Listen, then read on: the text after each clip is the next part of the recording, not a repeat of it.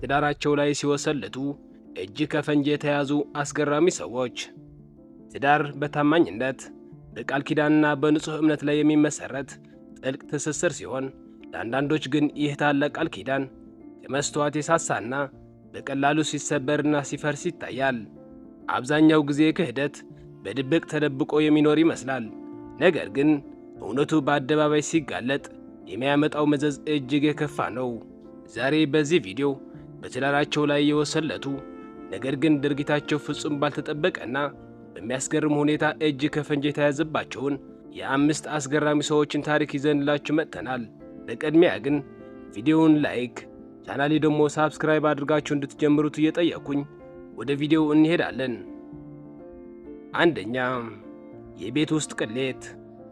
ይህ አሳፋሪ ቅጂ የተቀረጸው ቤት ውስጥ በተገጠመ የደህንነት ካሜራ ሲሆን፣ ነገሩ በቪዲዮው ላይ እንደምትመለከቱት አንዲት ሴት ፍቅረኛዋ ለሥራ በወጣበት ሰዓት በቤቷ ውስጥ ከአንድ ጎረምሳ ጋር በኩሽና ውስጥ ሲሳሳሙ ይታያል። በመሃል ግን ሰውየው ውስጥ ሳለ በድንገት ፍቅረኛዋ ሲመጣ ይሰማሉ። ታዲያ በዚህ ሰዓት ቤት ውስጥ የነበረ ጎረምሳ መውጫ አጥቶ በድንጋጤ እየሮጠ ከጠረጴዛ ስር ይደበቃል። ሴትየዋም ለፍቅረኛዋ ገና በሩ ከፍቶ ሲገባ እየሮጠች ከፊት ለፊቱ እየቀደመች ታቅፈዋለች። ፍቅረኛዋ ግን ነገሩ ስላልተመቸው የሆነ ነገር እንደደበቀች ስለገባው ሴትየዋን አልፎ ቤቱን መፈተሽ ይጀምራል። ነገር ግን ጎረምሳው ቦታ ቀይሮ ስለነበር አላየውም። ሴትየዋም ምንም እንዳልተፈጠረ በማስመሰል እንደገና አቅፋ እየገፋች ከኩሽናው ታስወጣዋለች። በዚህ ሰዓት ጎረምሳው ጫማውን ሳይለብስ ከተደበቀበት ቦታ ውልቅ ብሎ እየሮጠ ሲወጣ በምስሉ ላይ ይታያል።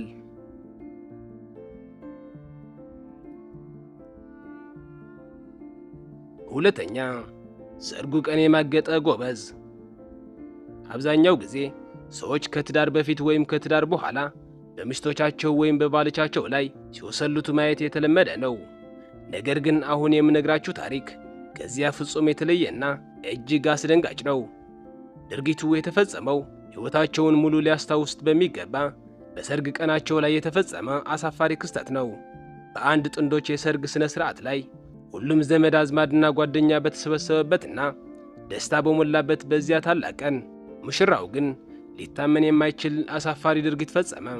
ሰርጉ በደመቀ ሁኔታ እየተካሄደ እያለ ሙሽራው ለጥቂት ጊዜያት ከአዳራሹ ይሰወራል። ሙሽሪትም ባለቤቷ የት እንደሄደ ለማወቅ ነጭ ልብሷን እንደለበሰች ፍለጋ ትጀምራለች። ነገሩ በቪዲዮው ላይ እንደሚታየው ሙሽራዋ እያለቀሰች ለሰርጋቸው ተብሎ የተዘጋጀው ነጭ መኪና ክፈቱት እያለች ትደበድበዋለች። በዚህ ሰዓት የመኪናዋን በር ሲከፈት ያየችው ነገር መላ ሕይወቷን ቀላቀለው። ሙሽራው በዚያ በሰርጉ ዕለት የሙሽሪት የቅርብ ጓደኛ ከሆነችው ሚስጥራዊ ሴት ጋር የማይሆን ነገር ሲያደርግ እጅ ከፈንጅ ተያዘ። ያ የሰርግ ነጭ ልብስ ሳይቀየር፣ ያ የተገባው የቃል ኪዳን መሐላ ገና ሳይደርቅ የተፈጸመው ይህ ክህደት ሰርጉን ወዲያውኑ ወደ ለቅሶና ወደ ሁከት ቀየረው። ይህ ክስተት በሰርጉ ላይ በነበሩ ታዳሚዎች በሞባይል ተቀርጾ በማኅበራዊ ሚዲያ ላይ ሲሰራጭ መላውን ዓለም ያስቆጣና ያስደነገጠ ታሪክ ሆነዋል። ሦስተኛ፣ ዋይፍ ቺት። በዚህ ቪዲዮ ላይ አንድ በሥራ ላይ የነበረ ባል ፍቅረኛው እሱ ወደ ሥራ ከወጣ በኋላ ወደ ቤታቸው አንድ ጎረምሳ እንዳስገባች ይነገረዋል። ባልም ከሥራ ወደ ቤት እየሮጠ ሲገባ ሚስቱ በር ላይ የሻወር ፎጣ ለብሳ ወደ ውስጥ እንዳይገባ ትከለክለዋለች። ባልየው ሚስቱን በኃይል ገፍቶ ወደ ላይ ሲወጣ ቤት ውስጥ የነበረ ጎረምሳ ልብሱን ሳይለብስ ከላይኛው የሕንፃ ክፍል ወደ ውጭ ዘሎ ይወጣል።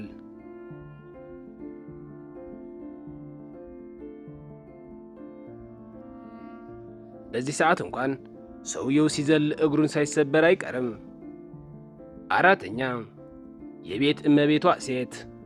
ይህ ብዙዎችን ያስገረመ ክስተት ያጋጠመው በሀገረ ህንድ በምትገኝ በአንድ ትንሽ ከተማ ውስጥ ያጋጠመ እውነተኛ ክስተት ሲሆን፣ ድርጊቱ የተፈጸመውም ሁል ጊዜ ቤት ውስጥ የምትውል ከቤት ወጥታ የማታውቅ የምትመስል የአንዲት የቤት እመቤት ሴት ላይ ነው። ባለቤቷ ሌሊትና ቀን ደክሞኝ ሳይል የሚሰራ ታታሪ ሰው ሲሆን ለሚስቱ ካለው ጥልቅ እምነት የተነሳ አንድ ቀን እንኳን ይህን ታደርጋለች ብሎ አስቦ አያውቅም ነበር። እሷ ግን አንገት ደፊ እንደሚሉት አንዳንድ ሰዎች ያለምንም ጥርጣሬ በቤት ውስጥ የምትውል የዋህ ሚስት እየመሰለች ከበስተጀርባዋ ፍጹም የተለየና አስደንጋጭ ድብቅ ሕይወት ትኖር ነበር። ይሁን እንጂ በትናንሽ ከተሞች ውስጥ እንደሚታወቀው ወሬና ምስጢር በቀላሉ አይደበቅም። ታዲያ ይህች ሴት እንዴት እጅ ከፈንጅ ሆቴል ውስጥ ልትያዝ እንደቻለች ልንገራችሁ። አንድ ቀን የባልየው የልብ ጓደኛ በከተማዋ መንገድ ላይ መኪናውን እየነዳ እያለ ከፊት ለፊቱ በአንድ ሞተር ሳይክል ጀርባ ላይ የተቀመጠች ግማሽ ፊቷ በጥቁር ማስክ የተሸፈነች ሴት ይመለከታል። ሴትየዋ ፊቷ ብትሸፈንም ሰውየው ግን የሴትየዋ አለባበሷና ፀጉሯ ሲመለከት የጓደኛው ሚስት እንደሆነች አወቀ። ታዲያ የጓደኛህ ሚስት በሞተር ሳይክል ተቀምጣ ስትሄድ ማየት የተለመደ ነገር ቢመስልም ከእሷ ጋር ያለው ይዟት የሚሄደው ሰው ግን በፍጹም አይቶት ስለማያውቅ ሁኔታው በስልኩ እየቀረጸ ሰዎቹን መከተል ጀመረ። ትንሽ ከተጓዙ በኋላ ይህች ከቤት አትወጣም የተባለች የቤት እመቤትና ያ አብሯት የነበረ ሰው በከተማው ወደሚገኘው ጎልድ ጋላክሲ ወደ ተባለው ሆቴል ተያይዘው ሲገቡ ይመለከታል። ጓደኛው በዚህ ሰዓት አይኑን ማመን ስላልቻለ ወደ ባል ስልክ በመደወል ሚስትህ የት ናት ይለዋል። ባልም ሚስቴ ቤት ናት ብሎ ይመልስለታል። በመቀጠል ጓደኛው እርግጠኛ ነህ ይለዋል። ባልም በመቀጠል አዎ ሚስቴ ቤት ናት፣ ከቤት ወጥታ አታውቅም ይለዋል። ጓደኛው ግን ይህ ነገር በቀላሉ ሊያልፈው አልፈለገም። ወዲያውኑ ሚስትህ ከአንድ ጎረምሳ ጋር ሆቴል እየገባች እያየኋት ነው፣ ለመረጋገጥ ከፈለግ ጎልድ ጋላክሲ ወደሚባል ቦታ በፍጥነት ና ይለዋል። ባልም ጓደኛውን ያለውን ነገር ለማረጋገጥ በፍጥነት ወደ ሆቴሉ ይደርሳል። ወዲያውኑ በሆቴሉ በር ቆሞ ለሚስቱ ስልክ ይደውልላታል። ነገር ግን ስልኩ አልተነሳም ነበር። ጓደኛውም ስልኩ ደጋግሞ እንዲደውል ነገረው። ሚስቱም ከተወሰነ ሙከራ በኋላ ስልኩን አነሳችው። ባልም የት ነው ያለሽው በማለት ልብስ ልገዛልሽ አስቤ ራስሽን እንድትመርጪ ቪዲዮ ኮል አድርጊው ይላታል። በዚህ ጊዜ ግን ሴትየዋ ፍቃደኛ አልነበረችም። ታዲያ ሰውየው ሚስቱ የማገጠችበት እንደሆነ ስላወቀ ካለሽበት ሆቴል በር ቁም ያለው በፍጥነት ውጪ ይላታል። ሚስት ተብየው ወዲያውኑ ከሰውየው ጋር በመሆን ከሆቴሉ ትወጣለች። ታዲያ ባልየው አስደንጋጩ ነገር የሰማው አሁን ነበር።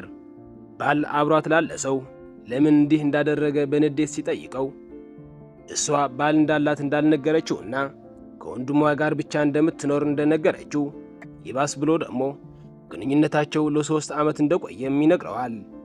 በዚህ ሰዓት ባልየው የሚናገረው ጠፍቶት ሰውየው ጥፋት እንደሌለው በመናገር ይለቀዋል። ለሚስቱ ግን ዕቃዋን ጠቅላ እንድትወጣ እየነገራት እያለ እጁን ያልቃል። ከዚህ በኋላስ ባሏ ምን ያደረጋት ይመስላችኋል? 5ኛ ቦይፍሬንድ ቺተር። ይህ ክስተት በመኪና ውስጥ የተደረገ ቺቲንግ ሲሆን አንድ ወጣት ሴት ፍቅረኛዋ ሰሞኑን ያመጣው ያልተለመደ ባህሪና ጭቅጭቅ ምክንያቱ ምን እንደሆነ ለማወቅ አንድ ቀን ምሽት ፍቅረኛዋ አምሽቶ ቤት ሲገባ ሴትየዋ ወደ ውጭ ወጥታ የፍቅረኛዋን መኪና መፈተሽ ትጀምራለች። ታዲያ በመኪና ውስጥ ያገኘችው ነገር በሙሉ በአንድ የካርቶን ሳጥን ውስጥ ታደርገዋለች።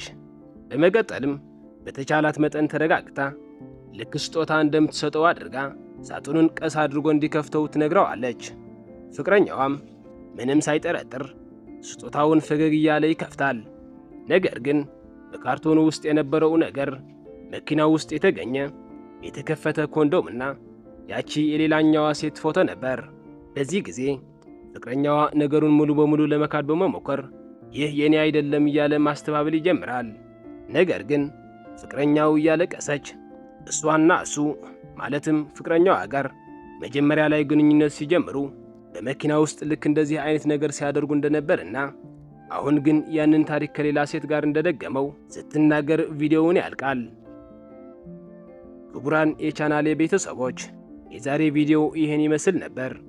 ቪዲዮውን ከወዳችሁት ላይክ እንዲሁም ቻናሉን ሳብስክራይብ ማድረግ እንዳትረሱ። ቀጣይ በሌላ አሪፍ ቪዲዮ እስከምንገናኝ ሰላም፣ ፍቅርና ጤና ከእናንተ ጋር ይሁን።